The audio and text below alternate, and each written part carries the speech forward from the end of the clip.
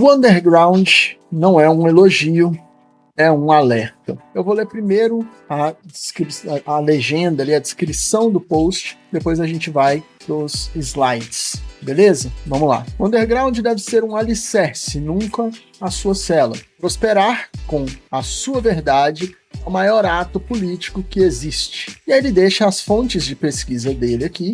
Quem quiser depois puxar nesse fundamento, acho extremamente válido. Eu, inclusive, vou ler alguns desses materiais que ele deixou aqui, ver o que for de ver, ler o que for de ler, para poder entender melhor onde que ele buscou esses raciocínios. Mas antes de ler qualquer coisa, eu já concordo, porque quando a gente encara o underground no sentido mais cru da coisa, como ponto final, a gente tende a ficar presa num quadradinho muito pequeno e sem muita possibilidade de profissionalização, mesmo no underground. Vamos lá. Para começar, preciso dizer que o termo underground já existia no rock e no jazz décadas antes, mas no hip hop ele passou a significar especificamente a independência artística e a resistência ao mainstream. Ponto. O que pega? Tem hora que a rapaziada, a moçada, usa o termo underground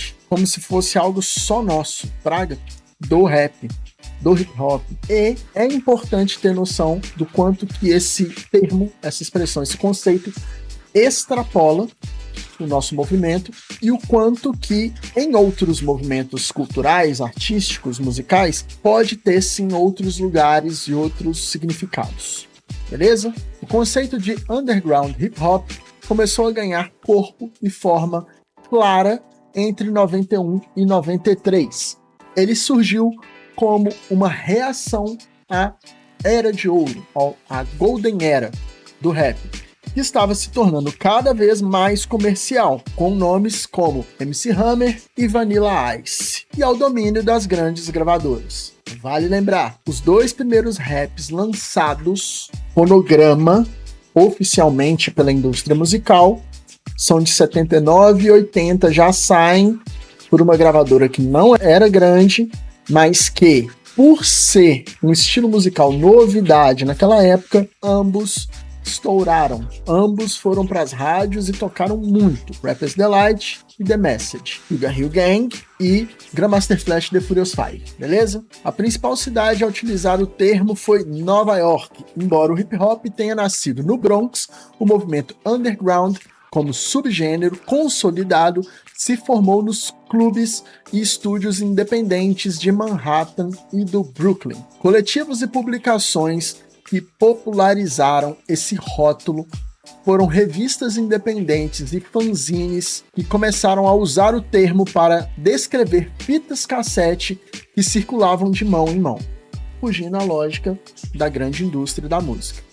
Grupos como Ultra Magnetic MCs, ou Kool Keith, e o coletivo DITC, Digging in the Crates Crew, são frequentemente citados como os arquitetos da estética underground do início dos anos 90. O termo se tornou oficial para o grande público com o lançamento da compilação Soundbombing, da gravadora Rawkus Records. Foda, aliás, foda, escutem, pesquisem e escutem. E o surgimento de selos como Fundle M Records. O underground hip hop transita entre a resistência estética e uma armadilha socioeconômica. Embora tenha nascido como um laboratório de liberdade nos anos 90, longe dos filtros das grandes gravadoras, o termo foi sequestrado. Hoje, a linha entre integridade artística e precarização do trabalho é deliberadamente borrada. Aqui começa a entrar na questão central da gente se prender a esse rótulo e a essa vontade ou a essa conformação de ser underground. O underground é o setor de pesquisa e desenvolvimento da indústria cultural. Ponto. Sem o corre das batalhas de rima, dos produtores de quarto e da cultura de rua orgânica, o mainstream seria uma casca vazia. Isso é muito importante. muito importante. Todo mundo começa underground. Ninguém mentira. A maioria das pessoas começa underground, não começa mainstream. E vai subir para o mainstream de acordo que a carreira vai se desenvolvendo, se estruturando, ganhando corpo, ganhando equipe. Então, todo mundo, ou a média das pessoas, começa underground. E é o underground que cria de fato.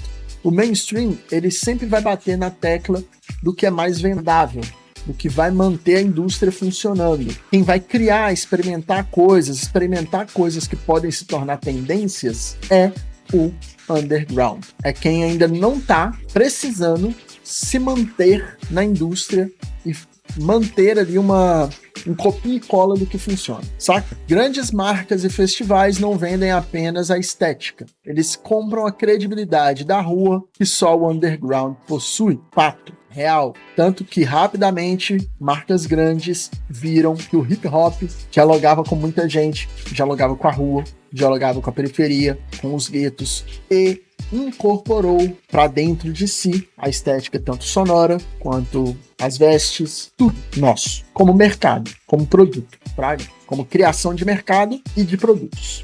É isso. O mainstream não cria tendências, ele as escala. É o que eu falei, quem cria tendências novas é o underground. Quem cria coisas novas é o underground. O problema resiste no fato de que o valor é gerado na base, mas o lucro é retido no topo, deixando para quem criou a estética do momento apenas as sobras. Esse é o BO. Por isso é importante saber jogar, mesmo estando no underground, com o mercado, para você ter algum retorno disso. É importante saber as lógicas do mercado para poder jogar com isso e ter algum retorno com isso. A frase "sou underground" tornou-se um escudo perigoso. Muitas vezes ela é usada para esconder a falta de infraestrutura e desvalorização do profissional. Muito. Isso acontece muito. Eu sou underground, então tá tudo bem eu fazer dessa forma, sem estrutura, e não receber o que é devido pelo meu trabalho. Isso é muito perigoso, muito perigoso. No cotidiano, isso se traduz no ciclo do eterno potencial. O artista que é bom demais para ser comercial, mas pobre demais para continuar existindo. Realmente vira uma armadilha, assim. Você é muito foda, todo mundo fala que você é foda, mas você não consegue achar um meio de viver disso, de tornar isso a sua fonte de renda, né? Através da sua arte, através do que você produz artisticamente. Isso rola não só dentro do hip hop, meio que em tudo, falando em cultura arte, mas para nós isso é muito latente, muito forte, muito presente, é uma discussão muito constante. Depois, inclusive, eu quero entrar na discussão sobre as batalhas. Aceitar o rótulo de underground como justificativa para cachês baixos ou falta de contrato é validar a exploração da mão de obra negra e periférica. Exposição não paga equipamento nem aluguel. Aqui o Will foi no ponto. O Will foi muito no ponto. Porque é isso. Há pouco tempo eu recebi uma proposta que ia meio que nessa linha, assim, tá ligado? E eu recusei.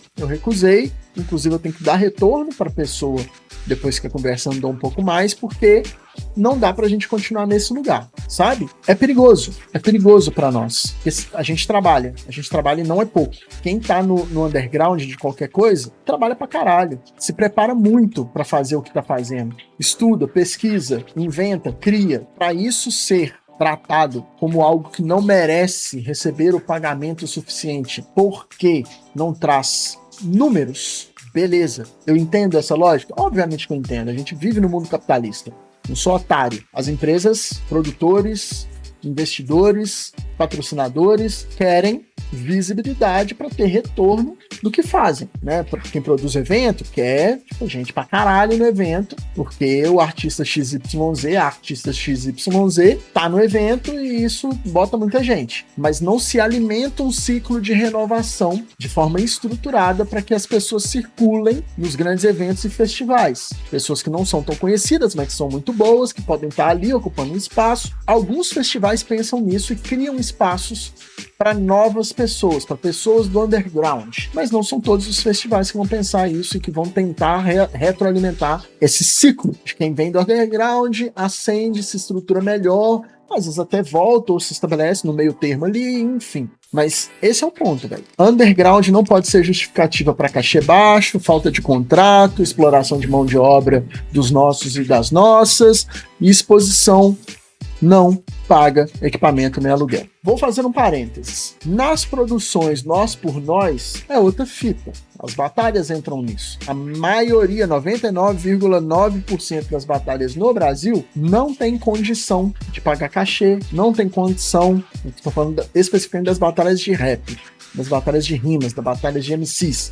Não tem condição, porque nem quem tá produzindo se banca. Praga, isso é uma discussão bem complexa na real. Tem muito festival, micro festival, mini festival de rap que não se banca. Então não tem muito como pagar muito pra quem tá se apresentando, porque nem quem tá fazendo tá ganhando. Aí ó, a discussão é outra. Aí é gerenciamento do underground e criação de uma estruturação mínima a partir da coletividade para que a gente tenha o mínimo para todo mundo. Isso é muito difícil. Não tô falando que é impossível, porque necessita de uma organização coletiva muito bem amarrada, muito bem estruturada e a coletividade trabalhando muito junto para ser viável. E nos dias de hoje, com essa atomização de tudo e todos, todas, cada um buscando o seu sonho individual.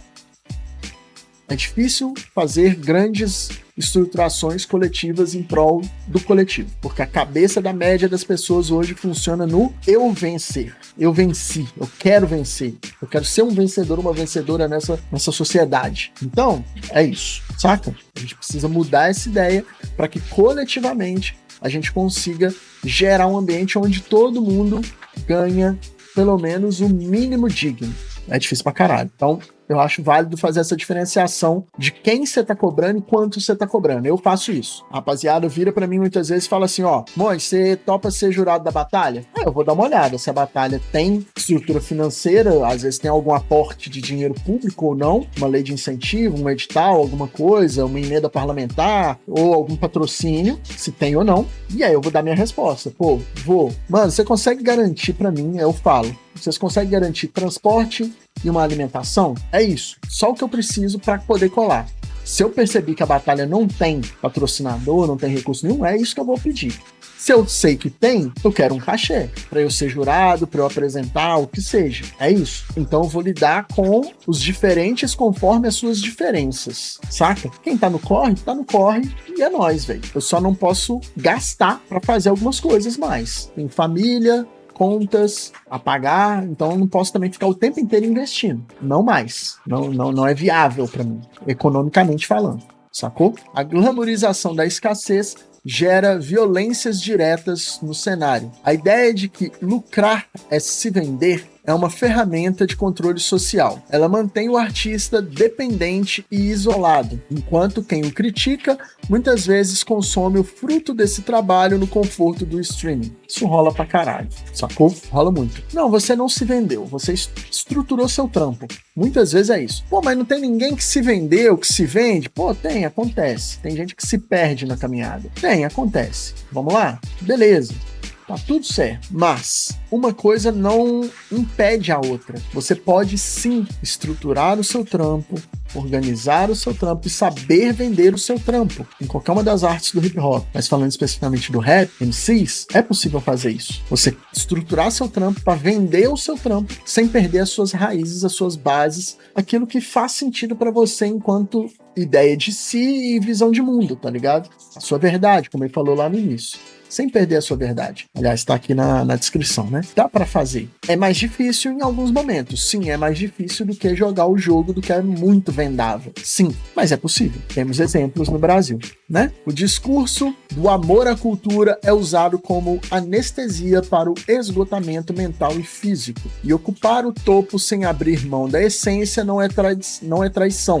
É estratégia de guerrilha. Sim, é uma guerra. A gente vive uma guerra. No seguinte sentido. Tudo dentro do capitalismo vira produto, inclusive aquilo que é contra o capitalismo, inclusive aquilo que critica o capitalismo. O rap, em vários momentos, vários artistas de rap criticaram e criticam essa organização social que a gente vive, que é a organização social capitalista, onde tudo vira produto, onde a busca final é lucro, não pessoas. Nesse sentido, a busca final através da arte, quando ela se torna produto, se torna mercado, é lucro, não a arte em si. E a grande sacada é conseguir equilibrar, trazer ali na balança o que é arte, a arte que você faz, arte enquanto arte, de forma que você consiga vender essa arte, vender o que você faz. Essa é a dificuldade para muitos e muitas de nós, falo por mim. Isso ainda é um conflito em alguma medida para mim. Fazendo live, inclusive. Eu não vou ficar fazendo live só daquilo que diverte as pessoas, só de puro entretenimento. Só do que tá em alta,